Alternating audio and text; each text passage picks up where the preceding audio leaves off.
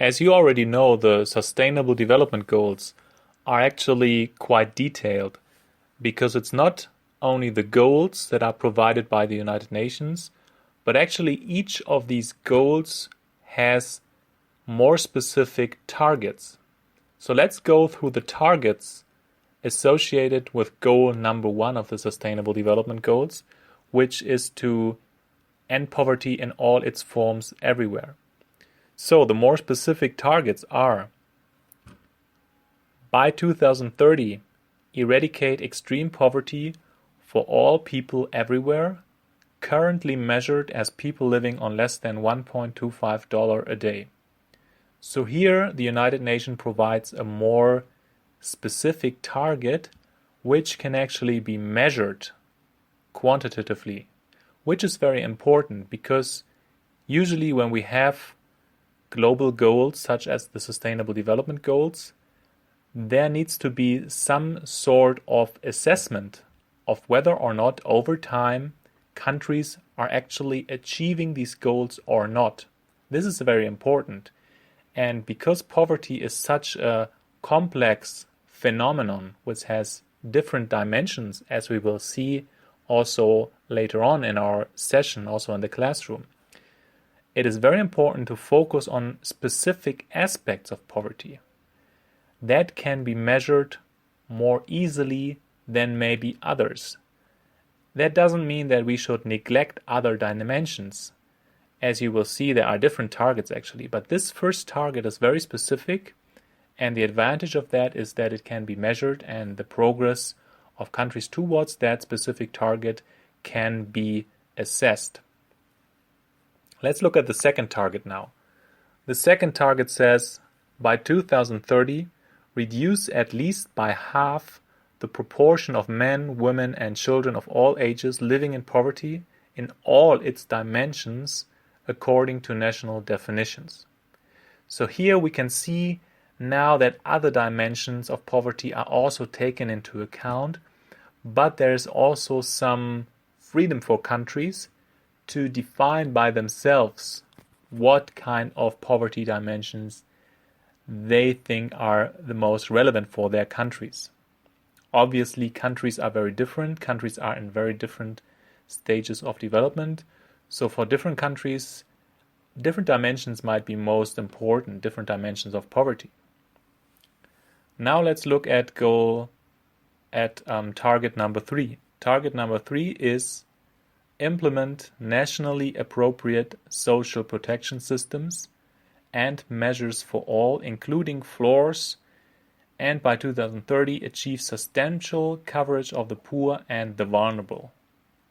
So this talks about policies, because as you know, as you might guess, poverty is not a static phenomenon, it's dynamic, it changes over time, because the factors which actually cause poverty also change, and policies can be designed in a way to change the factors which cause poverty so that poverty is hopefully reduced in the future. And this third target talks about such types of policies, social protection systems and measures. Let's look at the next target.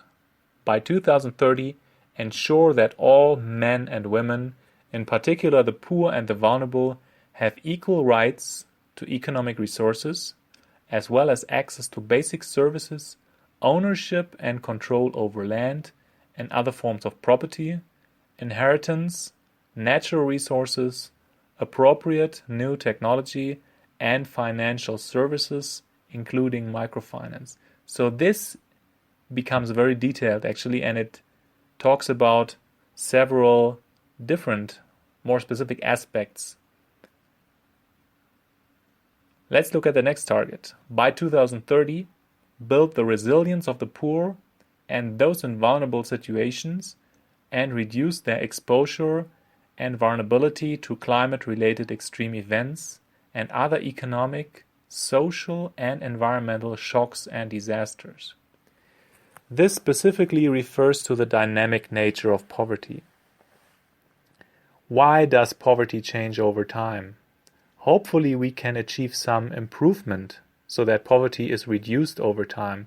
Such improvements can be achieved, as I mentioned before, by designing smart policies, social protection systems that can protect people of a country from poverty or help that people move out of poverty.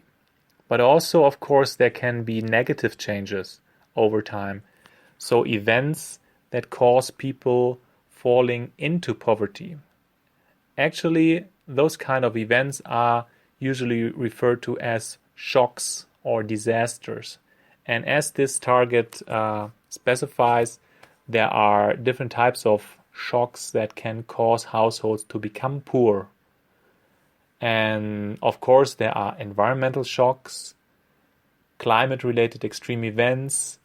Agricultural households might fall into poverty as a result of unusual heavy rainfall or a drought which destroys the agricultural resources of the household.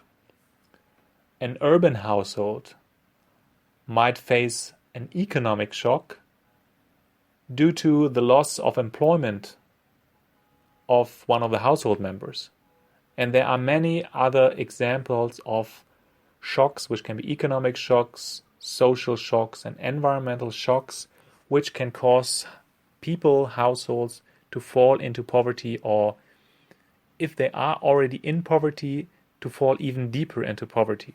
And this target specifically addresses the need to build resilience of the poor and those in vulnerable situations, and reduce their exposure to such shocks, and improve also their ability to deal with shocks, so that if a shock happens, because obviously we cannot always prevent shocks from happening, we cannot control weather conditions, etc., but we can sometimes improve the resilience of people so that when they are affected by such a shock, it doesn't move them directly into poverty. And then we have a last target, and that is to ensure significant mobilization of resources from a variety of sources, including through enhanced development cooperation, in order to provide adequate and predictable means for developing countries, in particular least developed countries, to implement programs and policies to end poverty in all its dimensions. So this touches a little bit the topic of international cooperation, inter-organizational cooperations. Sometimes specific countries are not always able to effectively protect their populations because of the limited availability of monetary resources, of resources in general, of manpower, of human resources as well.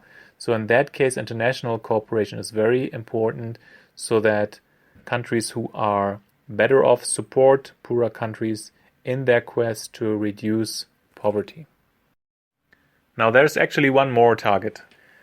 One last target under Goal 1 is to create sound policy frameworks at the national, regional, and international levels based on pro-poor and gender-sensitive development strategies to support accelerated investment in poverty eradication actions.